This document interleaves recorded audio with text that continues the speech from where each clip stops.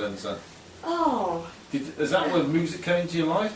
Oh yes, I've always been into music. My dad was a professional pianist, he used to play in the little old-fashioned dance bands. Oh wow. So yeah, he obviously was playing the piano all the time. So piano was my first instrument that I learned. Yeah. And I took up guitar at 14, which is quite late really, but I really wanted to play, so I used to practice in the kitchen every night instead of doing my homework. Yeah. You know. But yeah, I started, my first little song I wrote was when I was about 9. Whoa. I can remember. I used to love coming over to London to stay with my gran. I used to love going into her bathroom because there was great acoustics in there. Yeah. So I used to sing my little head off when I was in the loo. That's great. Yeah. So yes, music's always been in my life pretty major. Mm-hmm. Plenty of gigs at the moment, or? I've had a pretty quiet year. Well, it's only May, isn't it? Yeah. I can't believe how quickly this year's I gone. know, it's just flown past. I've had a few. I've got one in June. I haven't had so many because I'm in a bit of an interim period working a new set out with a new group of musicians. Really? With my husband on bass, Simon Othen on guitar, brilliant slide guitar, and a lovely lady called Kimberly Turnbull who's plays with Flat World at the moment. She's I know a fiddle Kimberly, player. she's amazing. Yeah, she's lovely. Yeah. So she's coming on board, and we're going to have a little four-piece sort Oh of wow. country Super stroke folky, just really nice songs. So when are we going to be able to hear you guys playing? Well, hopefully in Up here. months or so. Oh yeah, we'd love to come up. When we've got maybe 6 songs together, because at the moment we're separate. We're practicing separately to sort of hone in, so as not to waste people's time. You know. But now I'm really excited. Wow. Yeah, because I like playing with other people. It's much. I was just going to ask you whether you prefer a group or being on your own. Well, I like it on my own. I mean, this is lovely, you know, because I don't have to travel very far. Yeah. I don't like the idea of travelling around. When I first came to England back in the 80s, which shows you how old I am, I used to travel within a 70-mile radius of Worcester. Wow. All on my little lonesome, you know, with all my PA in the back, and it was really lonely. And I used to have to like slap my face on the way back home at midnight, go on midnight to keep awake. Yeah. And you know, the amount of times I nearly crashed because I was so tired. Yeah. And I just don't want to do that. No. I think you get to a time in life, think, no, don't want to do what I don't want to do, so I'm not going to do it. No, don't blame you. Yeah, but so it's really, and I just love playing off other people and hearing what other people can add to my songs is so exciting. Yeah. You know, like playing with Simon, he can really play sort of really good, nice country licks and things. Yeah. Not like the out-and-out old-fashioned country, but like the modern country with a slide on his and it like we're playing that Here For You song that I've just sung, and he really adds something to it that really makes it sound special. So. Will you remake some of your older songs then? I might do, yes. Yeah? Yeah, I might do, yeah. I'd like to. You know, revisit a couple. Yeah. Because I think songs develop sometimes, don't they? Yeah. The way you play them. Yeah. Do you go to a lot of gigs as well as playing Do you them? know what? I've been a boring old fart over the winter. Yeah. I've just wanted to snuggle. Yeah. I've got a little 10-year-old, and my husband works away occasionally, so it's not always easy to get out without having to trudge. And it's nice to have a break sometimes, right? Yeah, but now the summer's come, I went to the second gig of the year last night at where'd you go? Recon. I just went to the blues night at Recon. Oh, yeah. So that was Good old fun. Bob Jones there. Yeah, it was fun. But Simon, my friend, who's playing with me, was playing in a little makeshift band that we got together just to do a few numbers. So I went to support him really. Yeah. You go all right? A lot of people there supporting it? It wasn't packed. No. It was maybe about 20 or 25 people, but it's only a small place, isn't it? Yeah, exactly. It was good. Yeah. You got a favourite place you like to play? My lounge. Right, it's all round to your lounge to listen to you later then.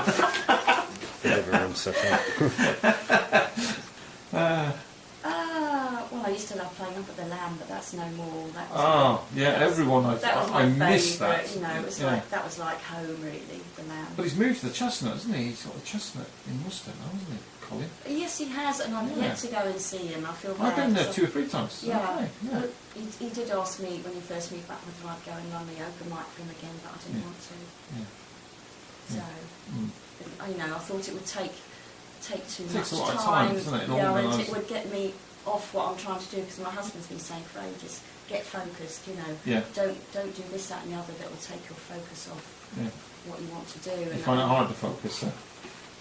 No, I don't find it hard to focus. Well, yeah, I think I find it hard to focus on what my own stuff. You know, I get waylaid with other people, but really I should be 100% on doing my own stuff, and I haven't been really. So I'm trying to get focused to do my own stuff again. You know.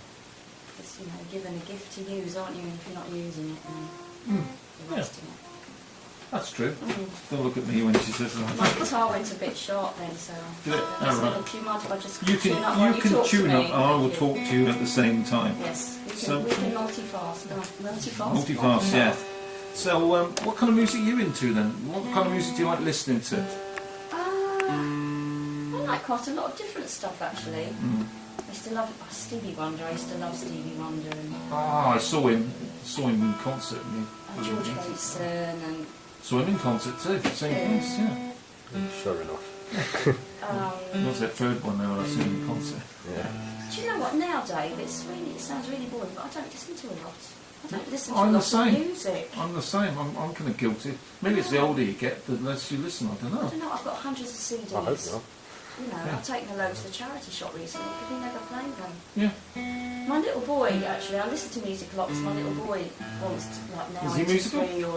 He is musical, but he's not. He doesn't think it's cool to be musical because his mum and dad are. No, that's probably actually He's good really point. good on the drums. Yeah. He's learning the drums when he wants to.